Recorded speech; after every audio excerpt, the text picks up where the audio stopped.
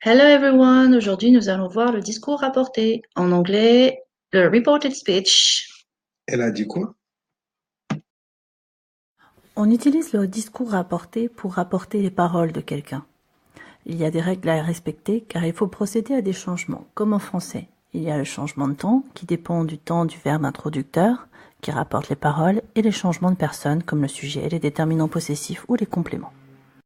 Commençons tout d'abord avec le discours rapporté avec un verbe introducteur au présent. Le temps des verbes ne changera pas. Il faudra juste faire attention à la troisième personne du singulier au présent. I'm in love with you. He says that he is in love with her. Nous avons les changements de pronom sujet et complément. Le verbe introducteur est au présent, donc le temps du discours rapporté ne change pas. Il faut juste faire attention au S de la troisième personne du singulier. I'm sorry. She replace that she so away. Nous avons les mêmes changements. Le discours rapporté avec un verbe introducteur au prétérit. Il y aura des changements de temps. Quant au discours direct, il y a du présent, nous aurons du prétérit au discours rapporté. Et lorsqu'il y a du futur, nous aurons du conditionnel au discours rapporté. I am in love with you. He said that he was in love with her. Ici, le verbe introducteur est au prétérit, donc les temps des paroles rapportées changent. Nous avons du présent au discours direct, donc du prétérit au discours rapporté. I'm sorry. She replace that she was so away.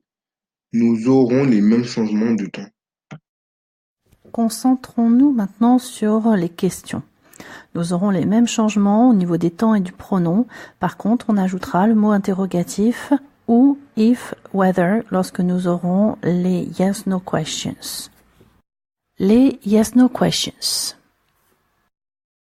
Will you marry me?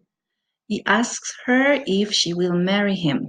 If pour dire si, et les temps ne changent pas, car nous sommes au présent. Will you marry me?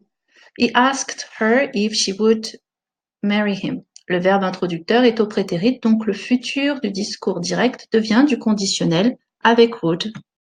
Le discours rapporté avec les WH questions. What do you need to think about?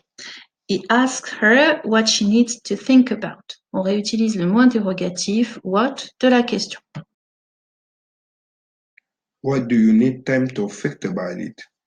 He asks her why she needs time to think about it. Nous avons la même chose avec why et avec tous les autres mots interrogatifs.